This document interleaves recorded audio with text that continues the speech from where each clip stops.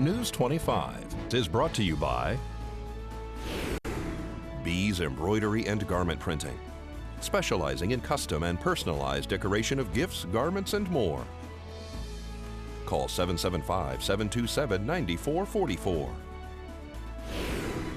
News is also brought to you by J.K. Nelson Law. Call 727-9900 today for your free consultation. If you need a lawyer, you need Nelson.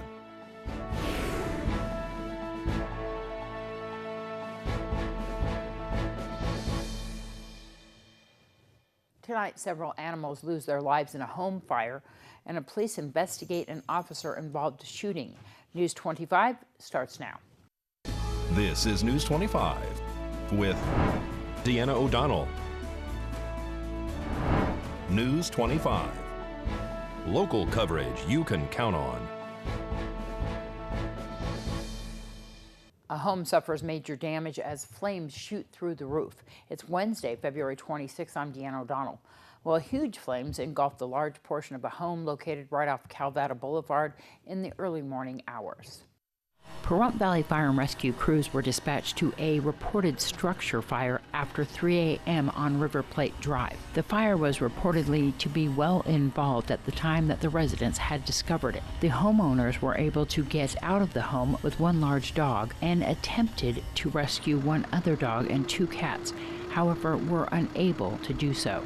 According to Fire Chief Scott Lewis, the fire started somewhere near the attic space of the home. Firefighters arrived on scene and reported that there was heavy fire conditions through the roof and attempted an exterior and interior attack. However, part of the roof collapsed during the suppression and firefighters regressed from the home. At that time, they commenced an exterior attack for firefighter safety. The fire was called under control at approximately 4 a.m. The State Fire Marshal and Pahrump Valley Fire and Rescue are investigating the cause of the blaze. One smaller dog and 2 cats were recovered from the home deceased and returned to the homeowners at their request. The residents inside the home suffered light smoke inhalation and declined to be transported to local medical facilities. Well, about the same time this morning, it's unclear what started the incident that led up to a report of a deputy discharging his weapon at a suspect earlier this morning. The Nye County Sheriff's Office is planning a press conference on Friday to release further information regarding this incident. The Nye County Sheriff's Office has brought in investigators from their own agency to look into an officer-involved shooting that occurred early this morning. It's unclear at this time how the incident occurred. However, there was 1 round fired from a deputy's gun at a suspect. None of the suspects or officers were hit with any gunfire. The area was cordoned off from Dahlia Street behind Walmart to the front of the store and by Dottie's. There was also a vehicle that was stopped in front of Little Caesars and an individual detained at that location. According to reports, there were 3 individuals that were taken into custody at that time. The Nye County Sheriff's Office says that they will release further updates as soon as possible. And a Pahrump juvenile currently on probation is now facing additional charges after a traffic stop last weekend. On February 21st at approximately 6 p.m., Nye County Sheriff's Office deputies stopped a vehicle at the intersection of Pahrump Valley Boulevard and Arrowhead Street. During that stop, they discovered that the vehicle had been reported stolen out of Nye County. Police say the driver was a juvenile and currently on probation. The juvenile was arrested for possession of a stolen vehicle and turned over to the Juvenile Probation Office. And a local man is under arrest in connection with the robbery of Terrible's gas station on Highway 160 right here in Pahrump.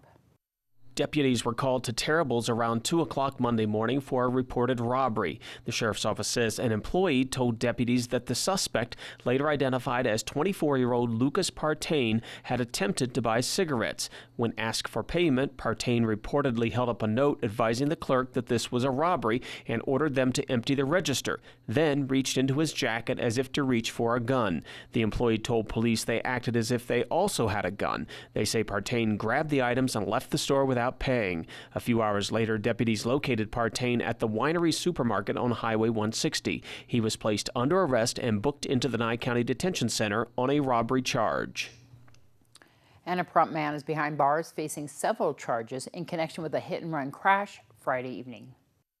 Around 5 p.m., deputies were dispatched to the intersection of Blagg Road and Comstock Avenue after receiving a report of a hit-and-run involving a motorcycle and a car. When deputies arrived, they found a red motorcycle on the side of the road. The rider was lying on the ground, bleeding and badly injured. Police say he told them that he was intentionally run over. According to witnesses, the car rear-ended the rider, ejecting him from his motorcycle, then ran over him 2 more times before leaving the scene.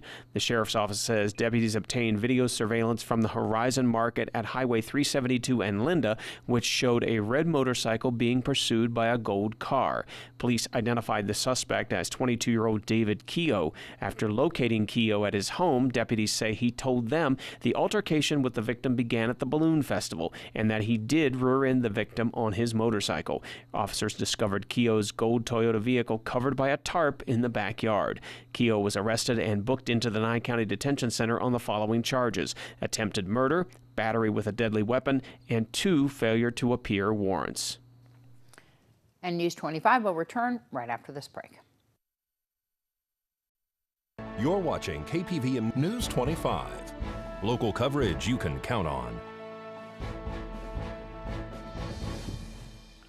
Welcome back. Well, the nation's largest home improvement retailer sees strong sales, and Disney CEO Bob Iger assumes a new role with the company. Angela Miles has those stories and more in today's Business First Brief. Here's Angela Miles with today's Business First Brief. Topping our news, corporate America is bracing for impact from coronavirus. United Airlines shook up investors by pulling its financial forecast for the year due to heightened uncertainty as the disease quickly spreads.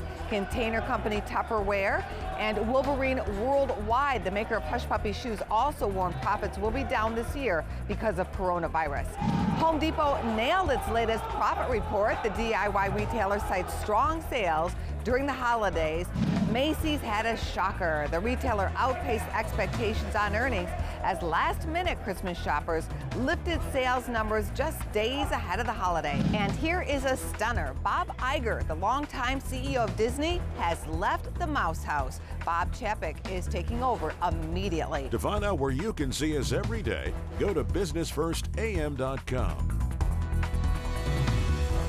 Thanks so much, Angela. Well, timeout or no timeout? It's a question parents often contemplate.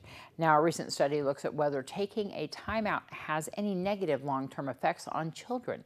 Dr. Emily Mudd of Cleveland Clinic Children's says that results show timeouts are okay. This study was looking at timeouts over several years from birth to around 10 years old or 5th grade. And what it found is there were no long-term effects for kids that were put in timeout versus those kids that weren't. And they looked at emotional and behavioral functioning. The study looks at data from a national survey of more than 1,000 children. Results show no association between use of timeouts and symptoms of depression, anxiety, aggression, or self-control. Dr. Mudd says if parents use a timeout appropriately to help a child self-regulate and not as punishment, they can be effective. If a child is acting out or having a tantrum, they need guidance to help them regulate their emotions, as very small children don't yet have the skills to do so on their own. But Dr. Mudd cautions that not all kids are the same, and just because a timeout works for one child, it doesn't mean it'll work for another. If you do choose to use a timeout, she says it's best to keep it short. If you are going to use timeouts and it's something that works for your family, a good rule of thumb is to do 1 minute per year of age. So really starting, not much younger than 18 months would really be the youngest age we would recommend. And then so a 2-year-old would get 2 minutes of timeout. And really at that age, it's really just teaching them how to regulate their bodies. Dr. Mudd reminds parents that children receive a lot of negative feedback throughout the day, whether it's don't do this or stop doing that. So if you use timeouts, make sure you're also taking time to praise them when they're behaving appropriately. Complete results of the study can be found in the Journal of Developmental and Behavioral Pediatrics. Well, the University of Nevada in Reno, in partnership with the Nevada Department of Agriculture, is offering workshops March 12th to train people throughout the state on how to properly use pesticides when growing hemp. The workshop is meant for individuals who plan to grow hemp commercially. It will provide continuing education units for certified applicators and will help those who wish to become certified applicators by testing. Hemp has many different uses and different plant management requirements, depending on how growers plan for it to be used.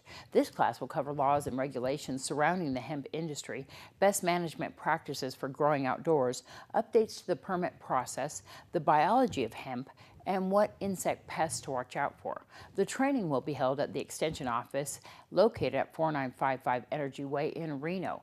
It will also be available via interactive video at Extension offices in Battle Mountain, Caliente, Carson City, Elko, Ely, Eureka, Gardnerville, Hawthorne, Las Vegas, Logandale, Lovelock, Pahrump, Tonopah, Winnemucca, and Urington.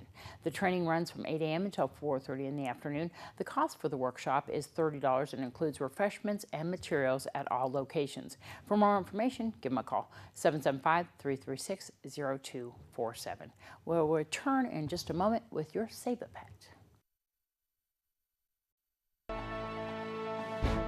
This segment of the news is brought to you by Mountain West Lawyers, Nye County's injury attorneys. Don't get bullied by insurance companies. Call Jason Ernest and bully them back at 775-727-9500.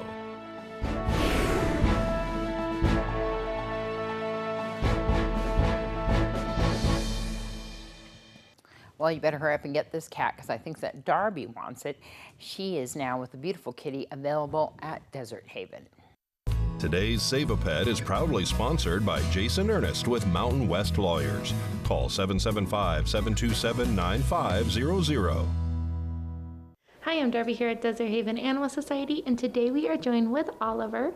Oliver is an adult male orange tabby. He's really big and chunky. He has beautiful green eyes. He's such a friendly, loving cat. He purrs so freaking loud.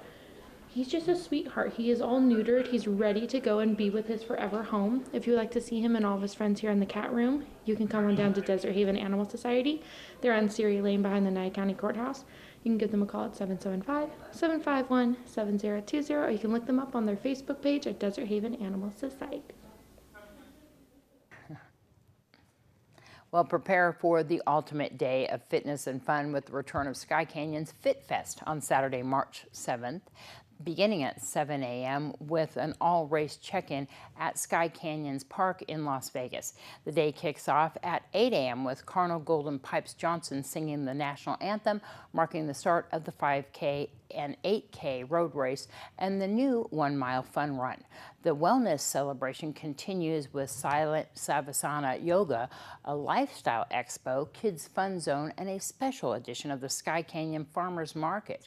FitFest 2020 is open to all. All proceeds from the 3 races will benefit the Klein Veterans Fund. You can register at skycanyon.com. Other activities set for the day of fitness and fun include a rock climbing wall, bungee trampoline, obstacle course, field games, power half hour, which is a P90X 30-minute whole body workout, Spin Sanity 30-minute heart pumping, body rocking spin session, and a Sonic Boomba Zumba 30-minute cardio dance party. That seems like lots of fun. Well, the Mob Museum celebrated an anniversary, and locals were excited to attend the gala.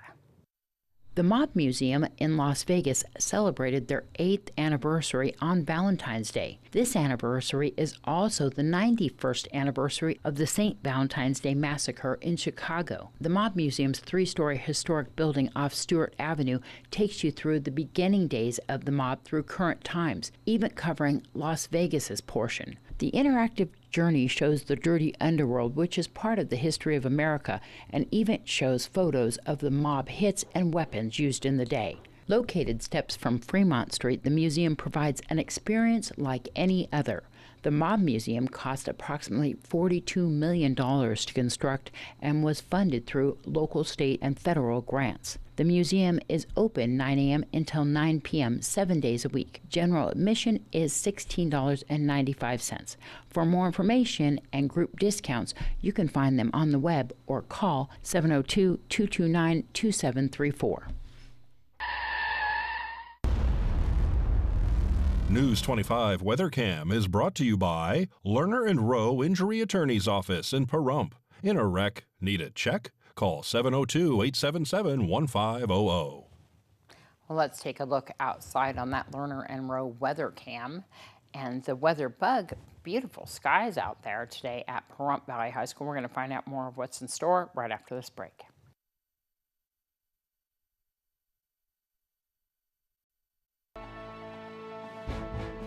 News 25 weather is brought to you by Dairy Council of Nevada.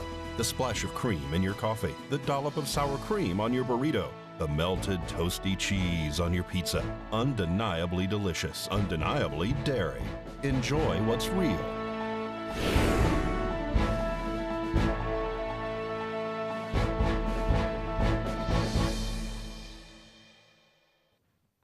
Hello and welcome back to News 25. I'm Michael Donohue with today's weather. In Las Vegas, we had a high of 63 degrees, a low of 41, 75 with a low of 48 in Death Valley, 65-37 in Amargosa, 63 at the low of 35 in Beatty, 60-26 in Goldfield, 58-27 in Tonopah, 64 at the low of 25 in Fallon, 66 for the high in Carson City and Fernley, 29 for the low in Carson City, and 30 degrees for the low up in Fernley. Now today in Pahrump, we saw nice sunny skies. Our high today was 65 degrees. Winds coming out of the west-southwest at 5 miles per hour, 15% humidity, and our sunrise at 6:18 this morning. Tonight we're going to continue on with those clear skies. Our low is going to be 39. It is 64 degrees outside currently with winds coming out the east up to 4 miles per hour, 33% for our humidity, and 5:35 tonight for our sunset. Now looking ahead to the 7-day, we're going to be seeing some sunny skies on Thursday, some clouds rolling in from Friday to Sunday, then some more sunny skies returning Monday, Tuesday, and Wednesday. Now we do have some more high winds in the forecast. On Saturday, we're going to be seeing winds up to 16 miles per hour. Thankfully, those are going to start dying down as the week goes on, down to 12 miles per hour by next Wednesday. Temperature-wise, Thursday to Saturday, we're going to be in those low 70s, just starting off at 72 degrees, up to 74 by Saturday. On Sunday, we're going to take a big dip down to a high of 56 degrees. And then Monday through Wednesday, we're going to be in those low to mid 60s at 60 and 65 degrees Tuesday and Wednesday. For overnights, on Thursday, we're going to be seeing a low of 43 degrees, up to 49 and 48 degrees Friday and Saturday. A low on Monday of 40 degrees, and then Sunday, Tuesday, and Wednesday, we're going to be seeing a low of 39 degrees. And so now with that, we're going to throw it back to the desk with Deanna. Thanks so much, Michael. And we are doing on Ace Country Radio 2, 4, 6 p.m. daily. We'll be having a little weather brief on our radio station, so stay tuned for that. Michael will be doing that every day. And we want to thank the production of the show, Returning the Favor, who let us be such a big part of the big surprise yesterday at the Pahrump Valley Winery for the Nevada Silver Tappers founder, B.J. Hedrick Irwin. It was hard to keep a secret for all this time, and we're so glad that they honored her for the show, Returning the Favor. If you want to find out about that show, which stars Mike Rowe, he was on Dirty Jobs. Now he has this wonderful show called Returning the Favor, and it's such a popular show, and it's on the internet only, so you need to look it up and find out more. And of course, Charo, we got to meet her yesterday. You saw some of those pictures that we uploaded. We won't be having the full story until after June because they want us to wait until that show airs. But we, of course, have some really good footage from that performance yesterday, and of course, the show and the production. Thanks again to the production team of Returning the Favor. Well, that's going to wrap up this edition of News 25. I'm Deanna O'Donnell from all of us here at KPVM-TV and Ace Country Radio. Have a great night. We'll see you back here tomorrow.